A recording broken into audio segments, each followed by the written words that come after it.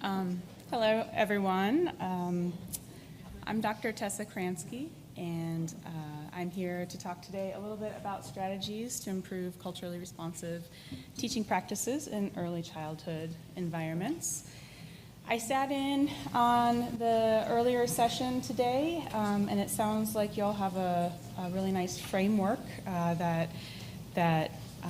to kind of build from. So hopefully I'll be talking today to add to some of the things that you heard about this morning. So I'm out of the University of Florida. I work at the Anita Zucker Center for Excellence in Early Childhood Studies. And right now I am the project coordinator for a research project looking at using practice-based coaching in early intervention environments. I also think it's important that to mention that I was a practitioner in the field for about 7 years as a school psychologist, and I had a really unique experience being both a school psychologist, working part-time in the schools while finishing or completing my doctorate. So I was really interested in kind of once I came out of my school psychology program, getting into the schools and thinking, everything I learned is not working the way that they told me it was going to work at all. So that really kind of prompted a lot of my future research and my work in my doctoral program to look at really applied research and not just looking at what works in a very controlled setting in a lab, but what works in authentic environments when you have all of the different variables going on that we deal with in public schools. So I was working in the public schools right up until and through COVID, and so this last year I've been at the University of Florida and kind of pursuing a line of research outside of that practice. So my 3 areas of research are really social emotional development in early childhood, culturally responsive practices, and using effective forms of professional development for promoting skills and measurable behaviors that we see in teachers. So I use a practice-based model for that, or a practice-based coaching model for that, and it sounds like y'all are a bit familiar with that. I did hear that we have some behavioral specialists, some teachers, administrators. Do we have any school psychologists in here? Yes. Okay. All right. I didn't hear that in the morning, and okay, great. So you all have a bit of a frame of reference. I imagine it's been, it's been busy, and our kids coming off of COVID, I think we've all seen all of them need some extra support, especially in the areas of social emotional development. So what I'm planning to talk about today here is just kind of the introduction to the what. So what are culturally responsive teaching practices? Then we'll talk a little bit about why. So why are they important? Why do we want to be looking at them? And then how. So more tangible, action-based steps for what can be done in the classrooms, in the classrooms and at administrative and systematic or systems levels to promote culturally responsive practices in early childhood education. So I like to just kind of start these conversations. I think that when we talk about culturally responsive practices, we're often talking about issues of race and racial disparities in the United States, which I think can be uncomfortable for both white folks and folks of color for different reasons.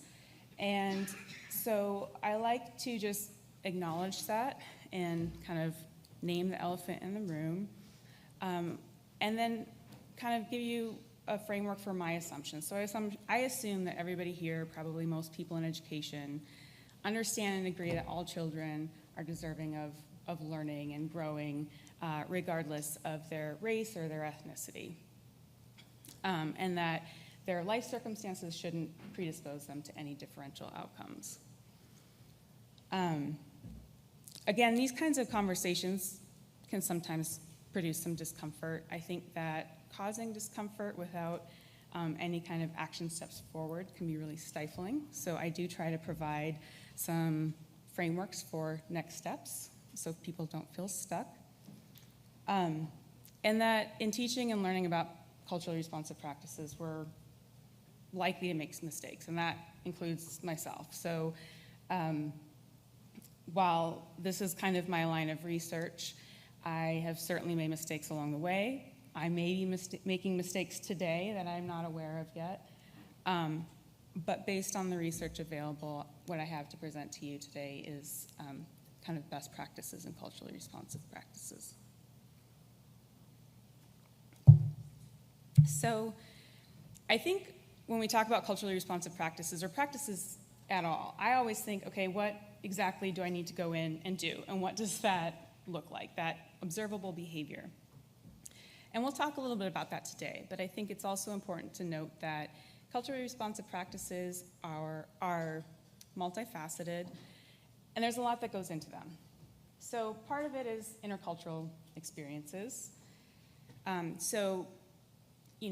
What are your interactions, or what is the level of interaction that you've had with people that come from a different background or culture from you? Critical consciousness, so kind of thinking about how do different elements of our history, our society, our systems influence issues of power and status in the United States specifically, and how might they benefit us, and how might they put others or ourselves at a disadvantage. And then attitudes and beliefs about diversity. So again, I come into these presentations with the assumption that everybody has an attitude and belief that we want to do what we can to eliminate disparities in socioeconomic status, race, things like that, and early childhood outcomes. And then the last piece is kind of that knowledge and skills for teaching in the classroom. So the knowledge and skills for teaching in the classroom are really built on these three foundational pieces, which are important. It's also important, I think, to note that without the skills and the teaching behaviors in the classroom, we're unlikely to see change in child outcomes. So a lot of research has focused on kind of self-reports and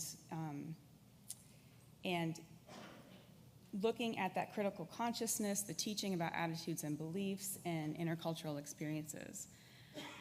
But the research shows that those things alone do not lead to different practices in the classroom. And without different practices in the classroom, we're bound to see the same results that we've been seeing.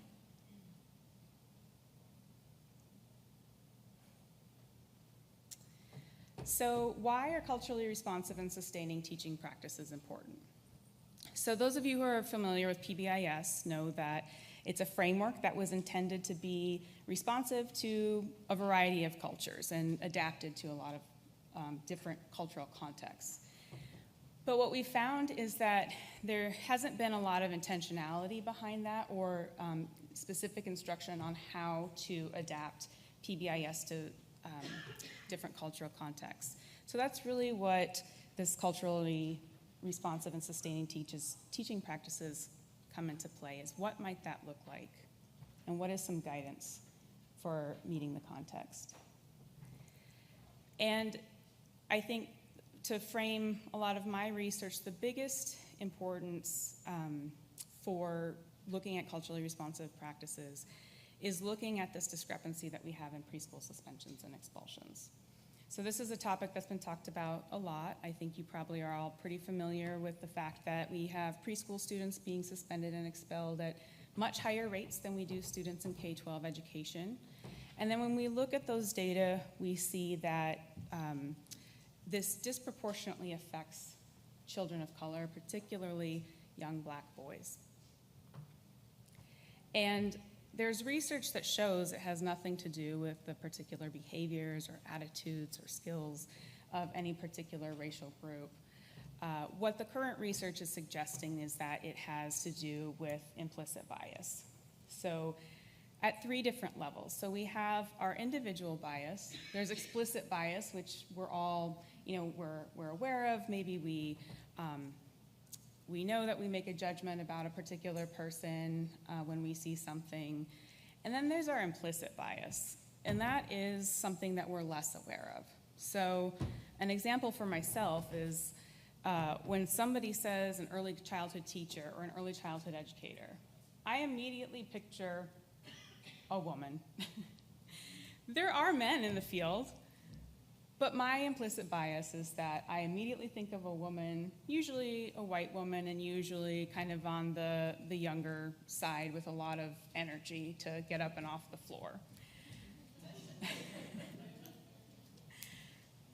But we know that that is not really the case. That's just an implicit bias that I have based on whatever experiences or the way that my brain works.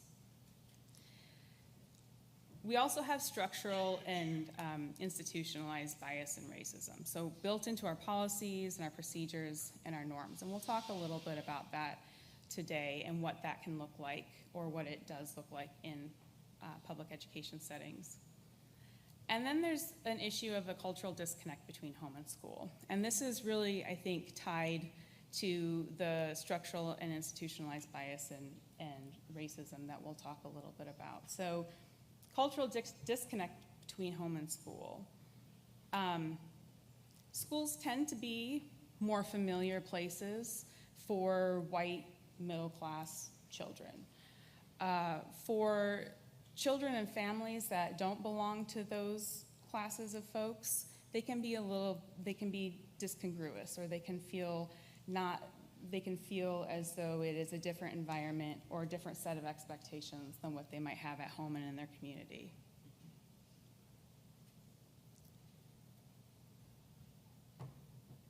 So again, back to this piece about intentionality. I think it's important when we think about and conceptualize culturally responsive practices and why they're important, is we really have to take a look at the history of our educational systems within the United States. Because we know it's a little bit broken, and we can't fix it if we don't take a hard look at some of the not so pretty aspects of it. So in looking at the role of race and relations in the United States, I think we can kind of separate things into pre-Brown versus the Board of Education and post-Brown versus the Board of Education. So pre-Brown versus the Board, we had segregated schools. Prior to even access to public education, the United States was built on enslaved people, where education, formal and informal, was denied and punishable oftentimes. For some, not for all. After the abolishment of slavery, we had Jim Crow laws. So this is really where we had segregated schools, kind of the notion of separate but equal. So we had white schools where predominantly white children and white teachers attended, and we had black schools where predominantly black teachers and children attended. An interesting thing that I think doesn't get talked about a lot is the history of our historically black colleges and universities. So what I found to be very interesting when I was teaching a course on early childhood, the history of early childhood in the United States, is I thought throughout all of my training as a school psychologist, my doctoral training in early childhood education, there is this gap of contributions to the field outside of white women and white men. And I thought that can't possibly be the case. And so I went to the school library and I tried to find some research that would tell me kind of what was occurring in black communities while early childhood education was developing in the United States. I found one book, but in that book was a lot of information. And essentially what I learned is that within black communities, the same things, the same research, the same practice, the same model demonstration sites were occurring. And those were often occurring in what are now what we call historically black colleges and universities. So HBCUs kind of started as, oftentimes, teacher prep programs. They had model demonstration sites. They had research that was going on that was innovative. It was looking at experiential and applied learning and really the skills that children would need to be successful in society.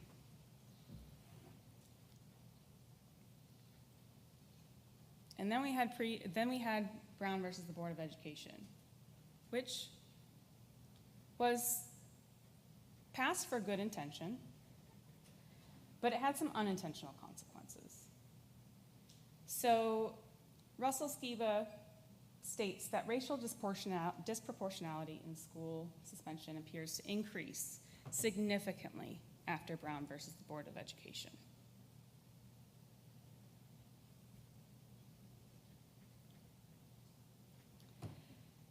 So I kind of want folks online, folks at your tables, to just reflect, share if you'd like, but what are your thoughts or your questions or your reactions to this? Why might we see such a drastic change in racial disproportionality when it comes to access to education? In other words, why are we seeing more suspensions and expulsions happening after Brown versus the Board of Education? What do you think might be some contributing factors? And I'll just give you all a few minutes to reflect by writing or talking, whichever is comfortable.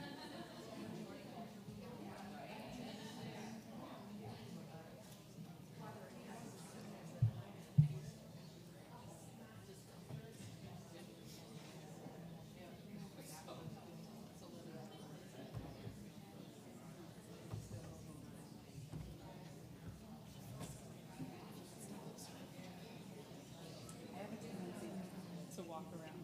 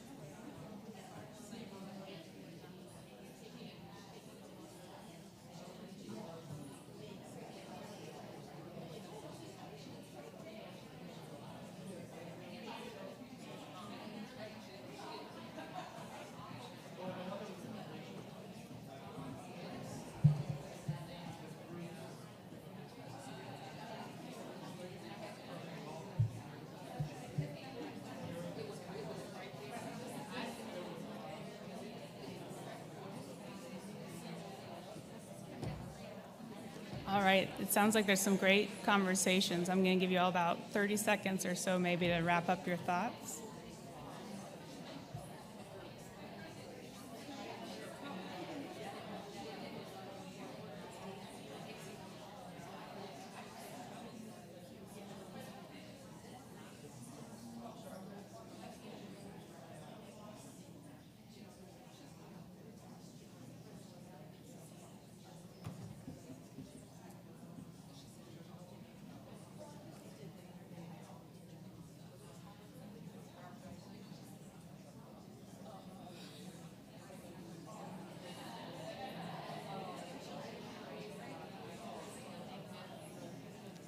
All right.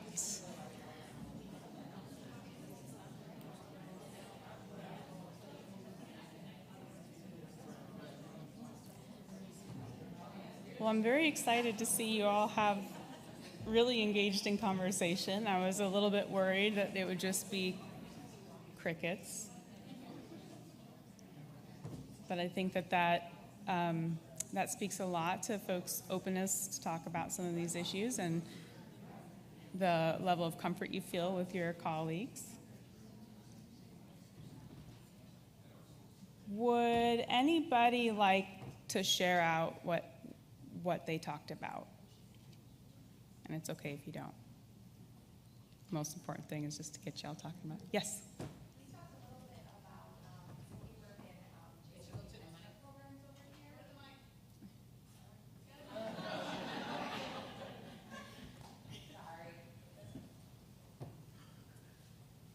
So we talked in our group about, so we are in GSRP Head Start programs over on this side, and we talked a lot about how inaccurate this is going to be because we know in the GSRP world you can't suspend kids, but they do. I'm an early childhood specialist and our teams are. They're suspending all the time, they're just not documenting it. And it's really not until we find out later that they were sent home and not allowed to come back for a week. So it's happening, it's just there's no documentation on it. So how significant that rate would probably go up if they were being honest. And I'm not telling you what district we're from. And that's a really good point that's reflected in the research, and I've seen myself in schools, and in the research we often call those soft suspensions. So they're not necessarily documented, but we know from documented suspensions the rates are really disproportional. Imagine what they might be if we knew we're able to count all those soft suspensions and expulsions. I've heard a lot, oh, they're just not ready for a full day yet, or maybe another year at home. Hi. Well, everyone is so tall here.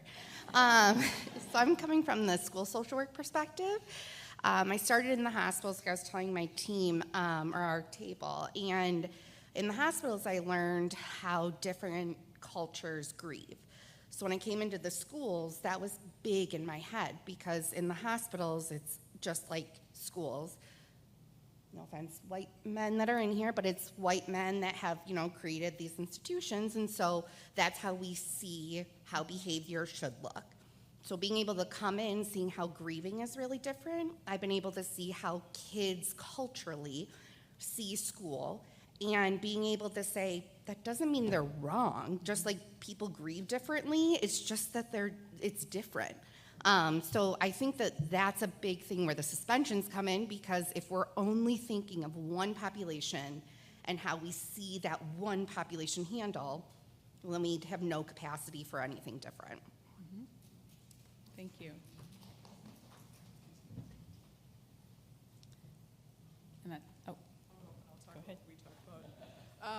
So we have a culturally and gender diverse group here.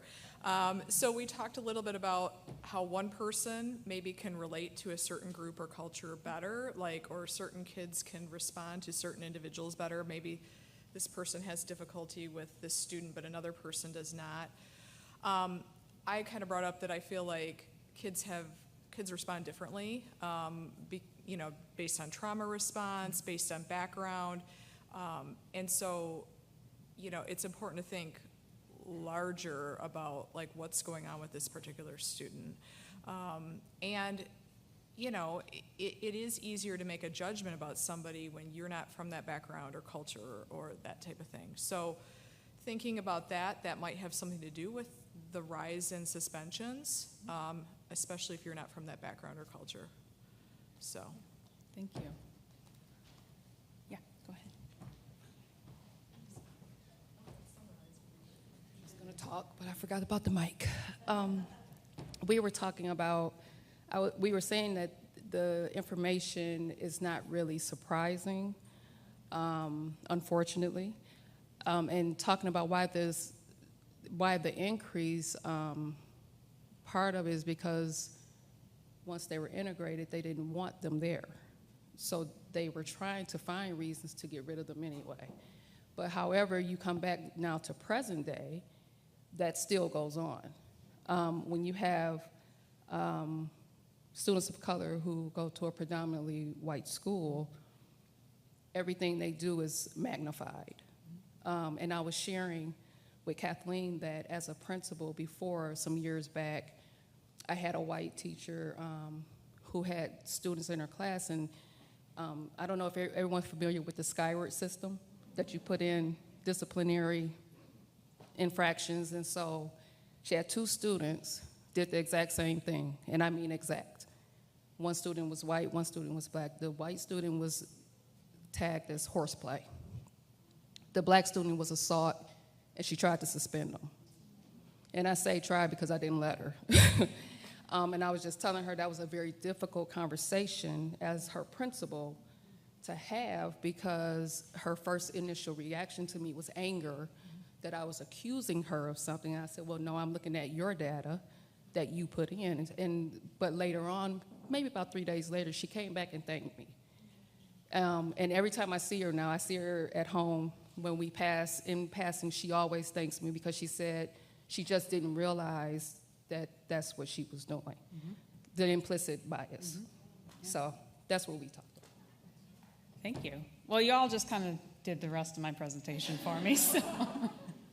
But that's great. I think what it demonstrates is that y'all are seeing the same things that the research is telling us. And so we'll talk a little bit about what each and every one of you brought to share with the group. Just one thing from online, which I thought was lots of good things were shared. But one person said, educational professionals ask what's going on with the student when an extremely important question is what's going on with me as the adult. Yes.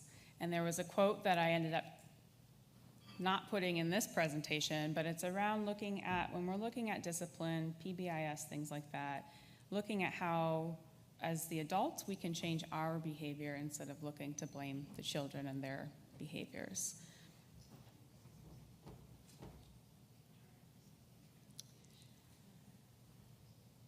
So, back to what a lot of you brought up. We look at the history of racial segregation in the United States when it comes to public schools. Brown versus the Board of Education was passed, and we integrated our schools. Do we integrate white folks into the black schools? We moved the black students into the white schools.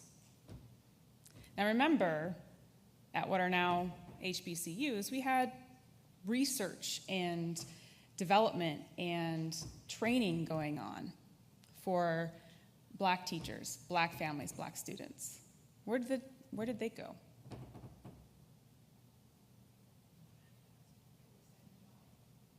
What? Yeah. Right. Yeah. So like I think some of you touched on, when we share some commonalities in our culture, whether that's racial or ethnic or socioeconomic, there are some things I think that we understand on a level that other folks who haven't had those experiences can maybe learn about, but don't live every single day. And so when we have a predominantly, overwhelmingly white female teaching force in early childhood education, but a very diverse student body, we're bringing a whole lot of implicit bias and judgment to the behaviors of children without any kind of cultural context. And we can do our best to learn about other cultures, but it's never going to be the same as somebody who's lived that culture. So culturally responsive practices are really about, because we can't yet break down the system and rebuild it, what can we do now to create safe, predictable, and engaging environments for all students? And there's a lot that goes into it that I couldn't possibly cover today, but we will try to break it down a little bit.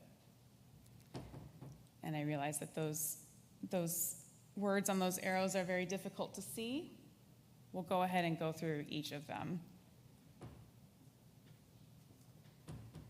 So, trying to align this a little bit with the Michigan MTSS model, we'll start with a tiered delivery system. So, you all saw the pyramid earlier today.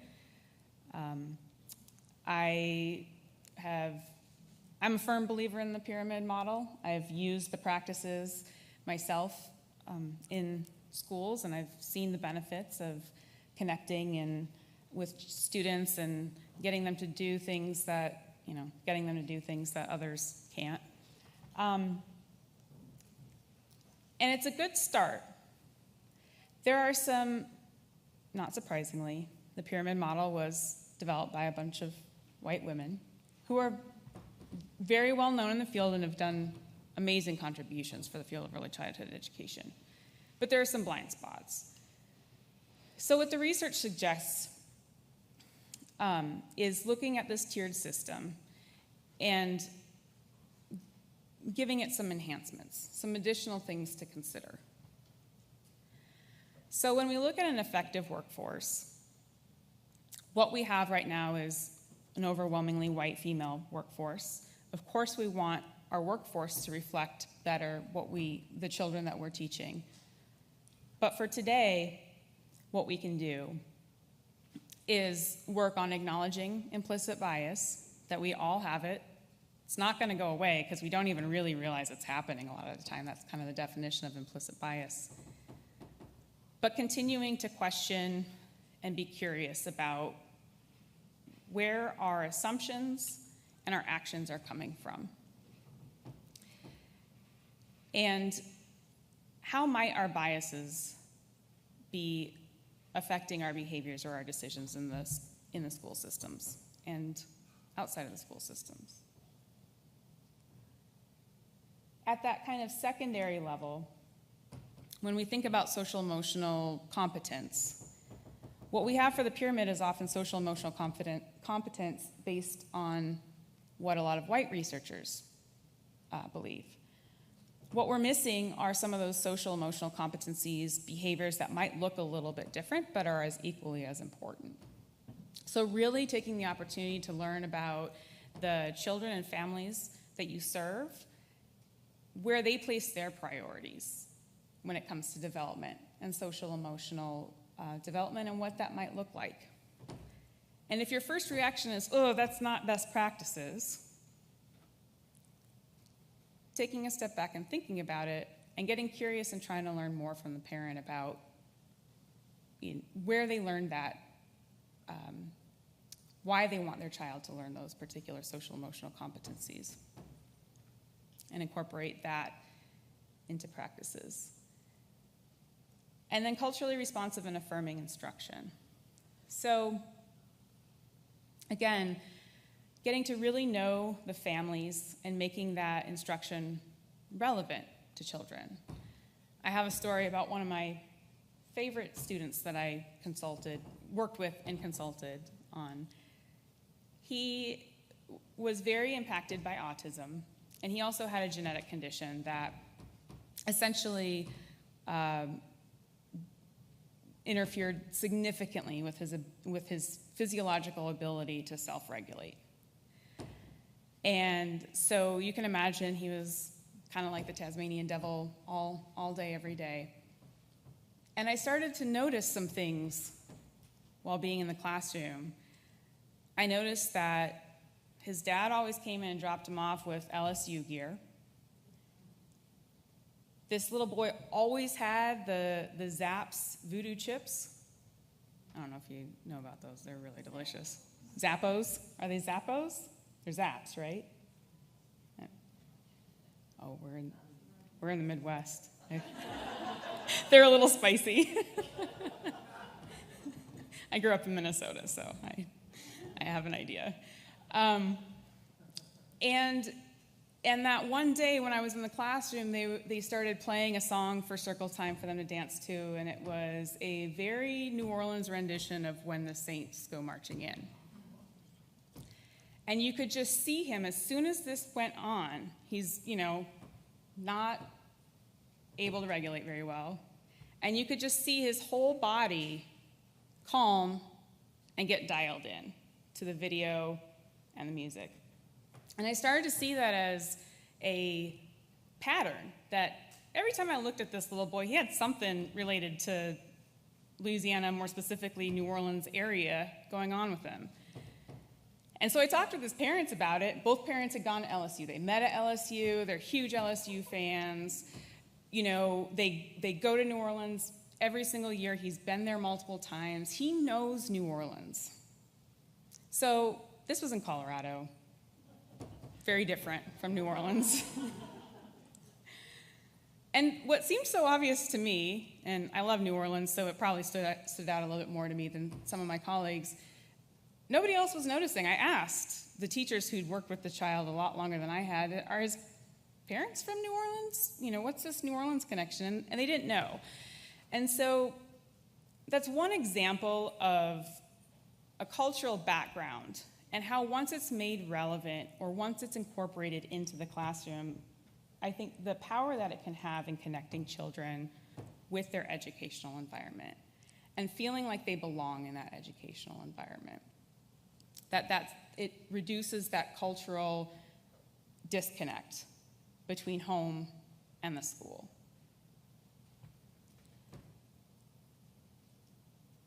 And then when we look at the top of the pier, and I think that this, the pyramid, and I think somebody over here mentioned this, is looking at, especially when we're looking at children who come from historically minoritized populations, what are some of the factors that they might be bringing with them to the classroom, that they've experienced, that their families have experienced? We're starting to learn a lot more about intergenerational trauma, epigenetic imprinting, and how the effects of our society and the racial disparities that our country has historically had, the cumulative effects of that on mental health, and mental health is very closely linked with different behaviors. And so taking that into consideration. So when looking at a child that you're looking to do a functional behavior assessment on or something like that, what types of trauma might they, their parents, their families experienced? It could be immigration. For a lot of folks, immigration is not a pleasant experience. It can be very traumatic. I've worked with families with children whose mother was pregnant with the child while immigrating from Mexico, not by the regular means. So her story, she experienced a whole lot of stress, lots of stress, trauma, while she was pregnant with her child. And what we're starting to learn about the physiological aspects of that is that that can really affect the child even prenatally. And what is kind of their baseline experience or internal experiences, and all of the chemicals that kind of go through the bloodstream under stress and duress.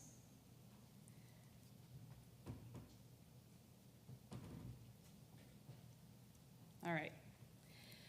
So team-based leadership. In thinking about PBIS structures, programs, looking at developing policies that promote equity. So when looking at program-wide expectations, again, do these make sense for all the families that we're serving? And I think one way that can be helpful in incorporating different cultural backgrounds on teams that might not be very culturally diverse is looking for family stakeholders that represent some of the cultures that are not already represented on the leadership team. If families, another option I think is looking at community stakeholders. So community leaders in the community that represent the cultures that are represented in the classroom. And then back to what was said earlier, the use of objective and measurable definitions of behaviors. So what exactly does the behavior look like that you want to see? What exactly do the behaviors look like that you might be punished for? And to bring some research to what one of you all shared,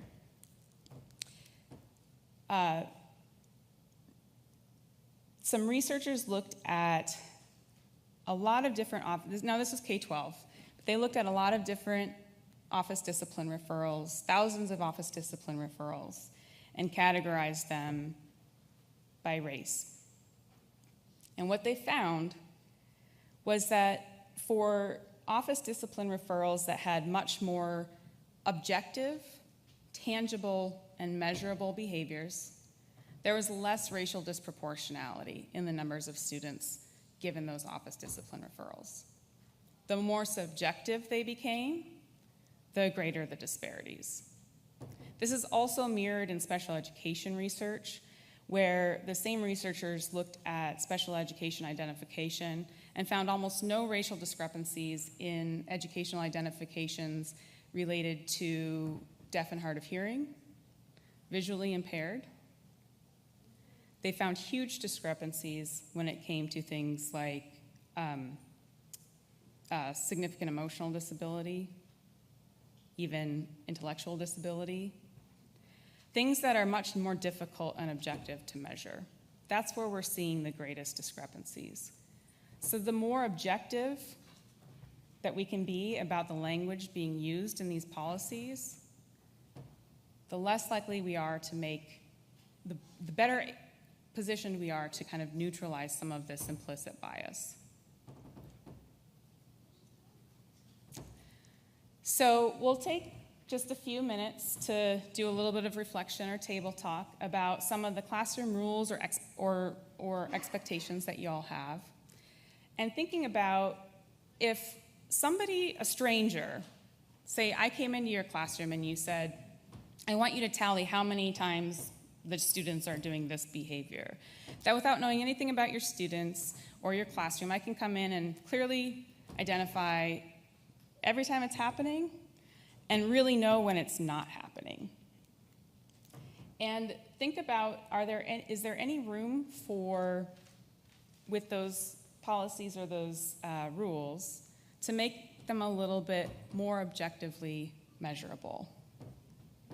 So we'll take just a couple of minutes and then bring it back to the whole group.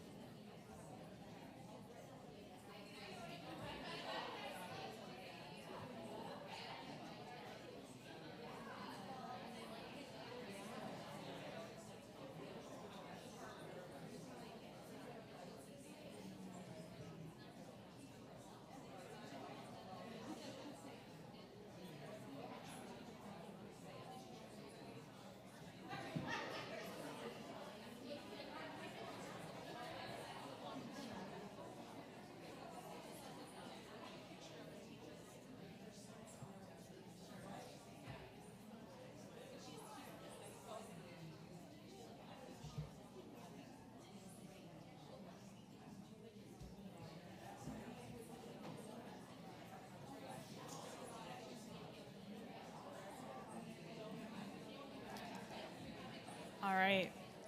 Let's go ahead and wrap up your thoughts, and we'll come back as a whole group soon.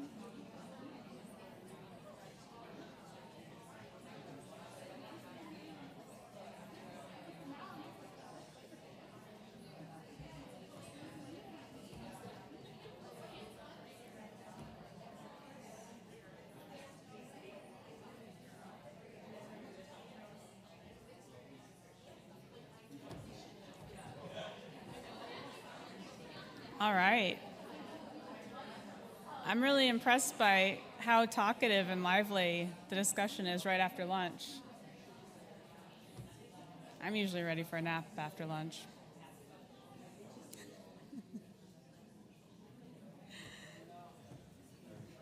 All right.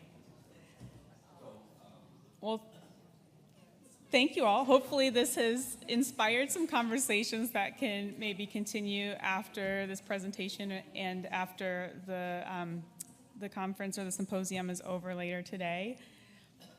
I think instead of having you all share out, we'll continue with the presentation.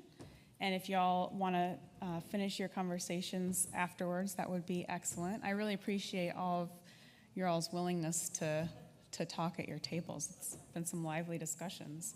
I did hear, the one thing that I heard was just the word disrespect, which comes up in the research quite a bit. Everyone has a little bit of a different definition of what disrespect is.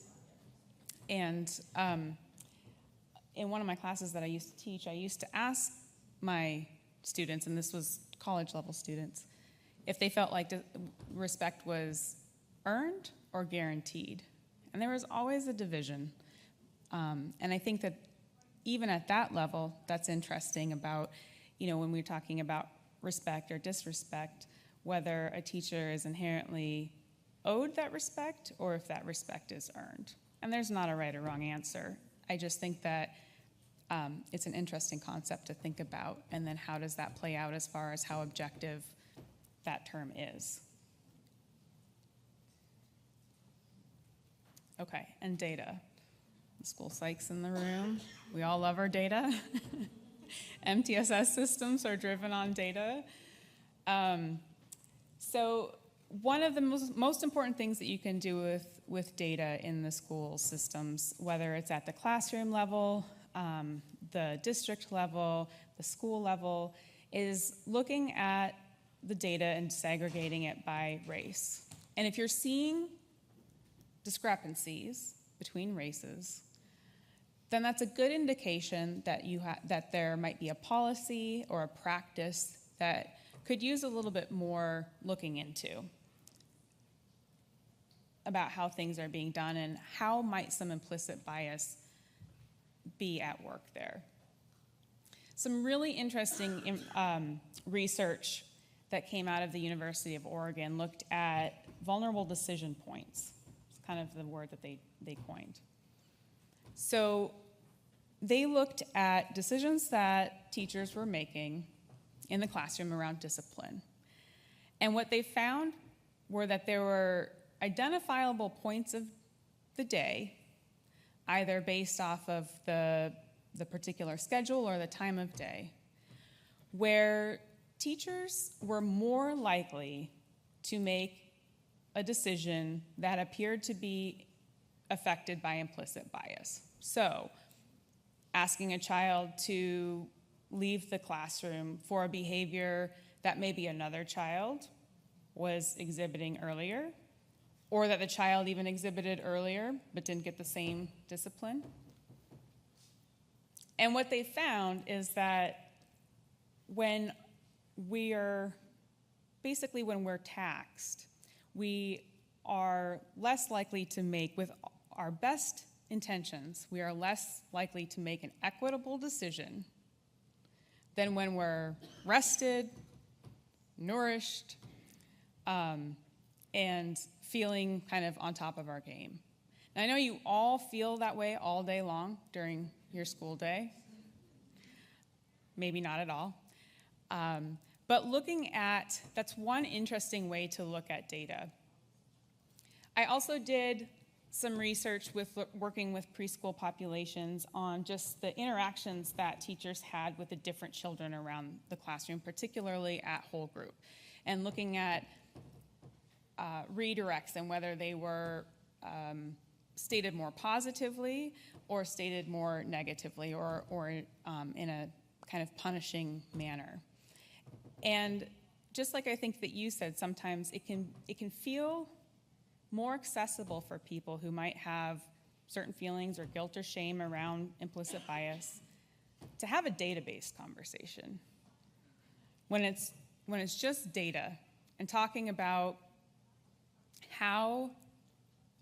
what their thoughts are of why the data might be different. I found that in my own practice that can be helpful. Not in any kind of accusatory way, but just as here's the data. I noticed that this child did this behavior and they stayed in the classroom, and then a few hours later this child did this exact same behavior, but they got a different outcome. Why was that? And opening up the discussion that way.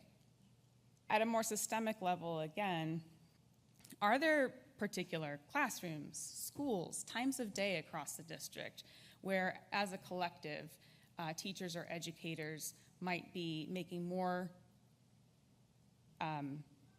exclusionary discipline decisions?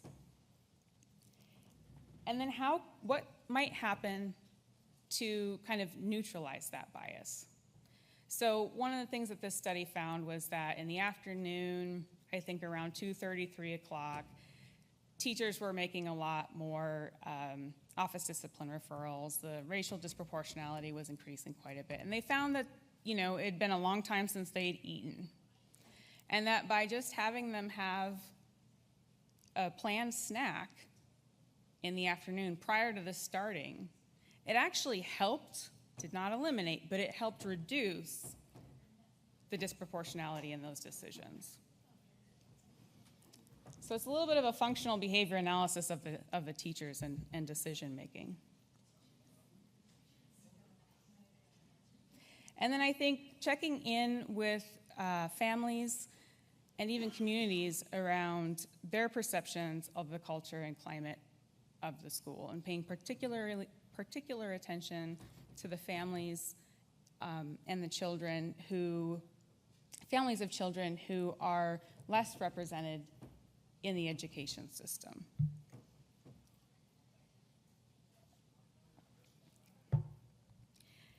And then again, this is an ongoing process.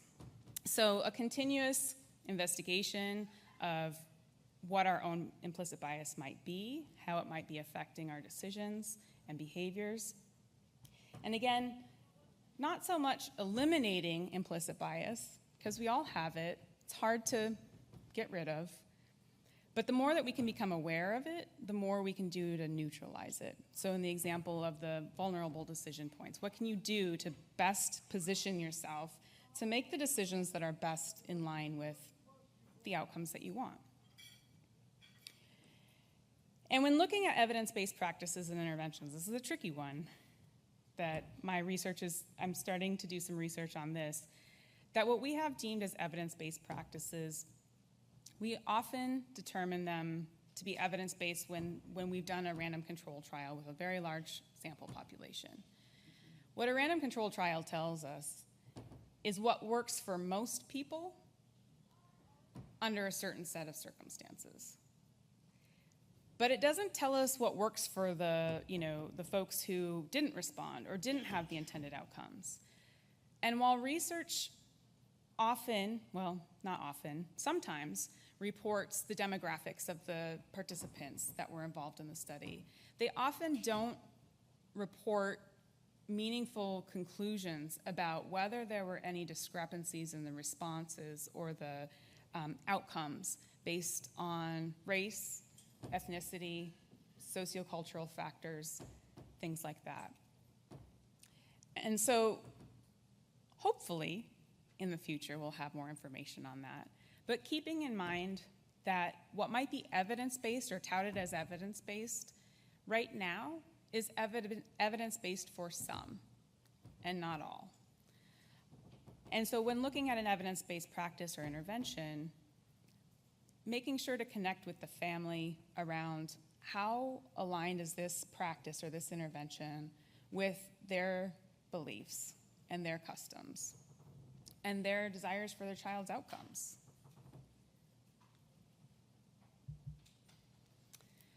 So, in conclusion, culturally responsive and affirming practices, again, they're complex, they're multidimensional. It's something that I think we can plan to learn more about through the rest of our lives.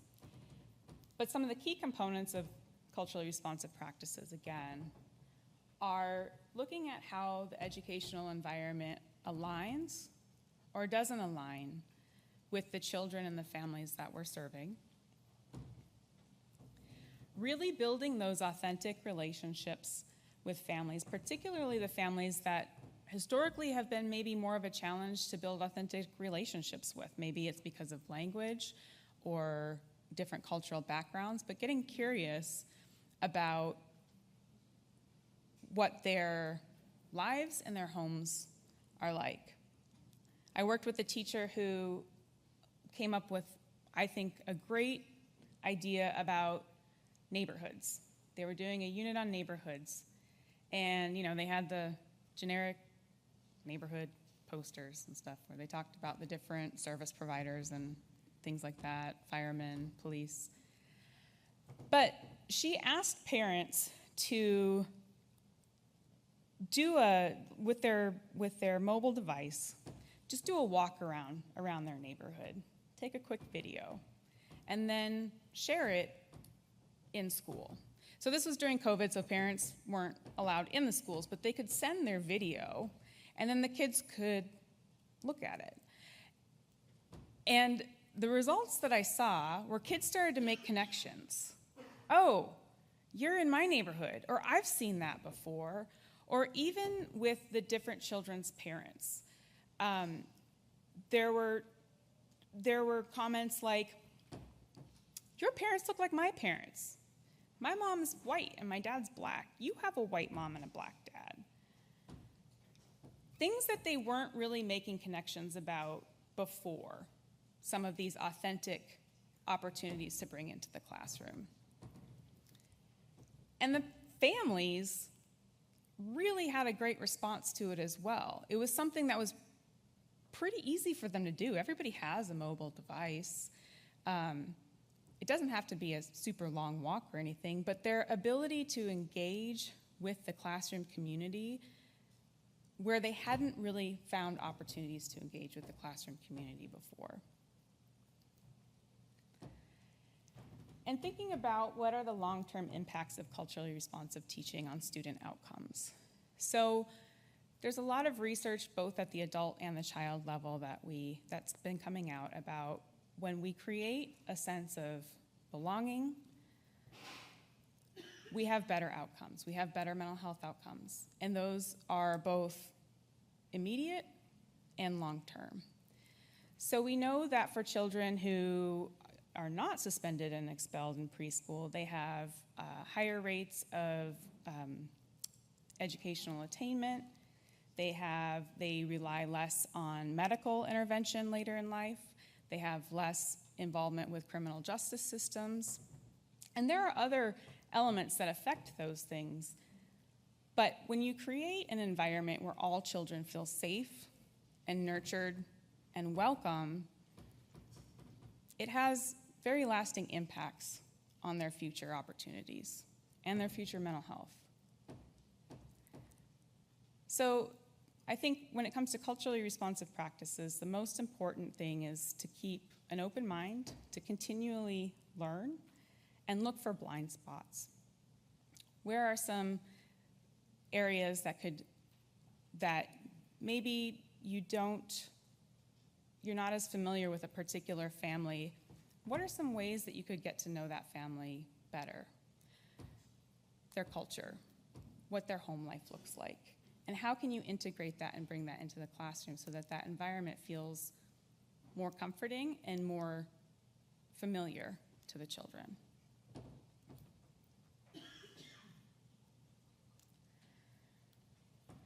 So do we have any, sorry, I'll stay over here. What questions do you all have?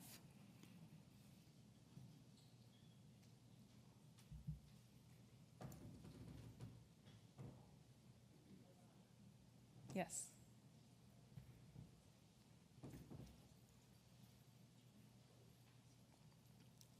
I'd like to know more about the vulnerable decision points. Do you have a article link or somewhere where you could send me? Yes, I'd be happy to. You can certainly email me. My email is at the bottom of this slide here. It is, but one of the investigators that looked at the vulnerable decision points, if you were to use Google Scholar and look for vulnerable decision points, you should be able to pull it up. But it's Kent McIntosh is one of the authors on that paper. Mm-hmm.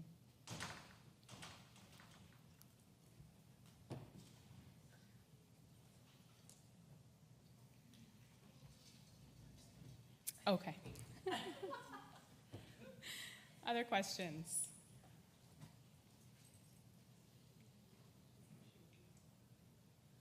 I have a question. When you think about how to make things like your classroom matrix, your rules, culturally responsive, and you've got new kids, new families coming every year, how do you, like, are those changing every year? What would your advice be for teams to think about?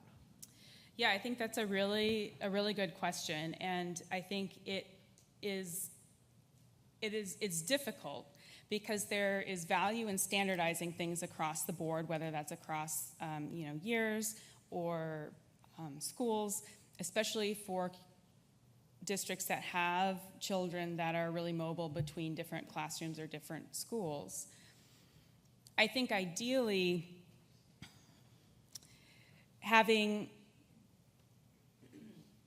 the rules or the expectations stay the same, but the definitions of them are more tailored to the individual classrooms based on the students and families that they serve.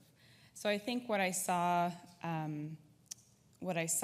earlier, if I can remember, one of the rules or the expectations across the preschools was to be safe.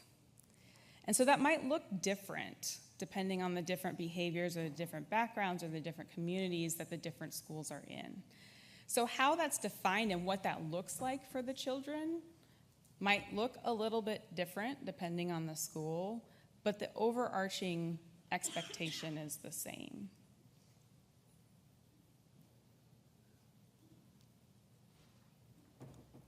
Just kind of expounding on that, can you say a little bit more if you have some good examples of how programs and classrooms were able to reach out and make those kind of definitions of the expectations really meaningful for the families and the children? Do you have some examples of how that's been done or what that looks like? The how part of it? Yeah. So one of the teachers that I worked with, we did a home survey, just on a Google survey, asking families about different routines that children participated at home, what their expectations were at home, how they contributed to chores or just the community or the family, the family, like the group, what their role in the family was. And that gave a lot of really nice information around, without asking specifically, does this expectation align with what you do at home? It was kind of reversed in the sense that it gave more of I knew I was going to do that.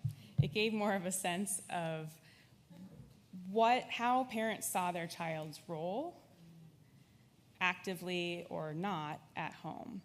So some families, what the teacher found were that some families, children didn't really necessarily have expectations of chores at home.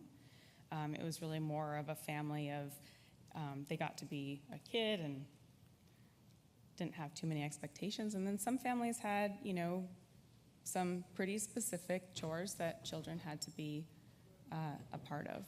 So I think that one way is a family survey. But I also think that some things that some other teachers have done is inviting families into the classroom, whether that's in person or through different assignments, like I mentioned earlier, how they can contribute in that way to deliver a lesson, or how can you incorporate kind of parent involvement and feedback into different lessons. I know that doesn't offer too many specifics, but I think when it comes to the how to connect with families, it does require different levels of creativity that are different for the different families. But I think in making that intentional connection with families, making sure that materials that are being sent home, communications, are translated into languages. Sometimes even, I know I've worked with families before that their literacy levels are not at the level of some of the written communication that we're sending out. So thinking about alternative ways of delivering that information, whether it's audio, video, things like that. And allowing the same kinds of responses back from families as well. For classroom-wide. And then I think when it's more individualized, of course we always want to, with the PTRYC projects, making sure that the families are integrally involved in those decision-making and that they're given the tools to make the decisions. So these are good questions that don't have easy answers. Yeah.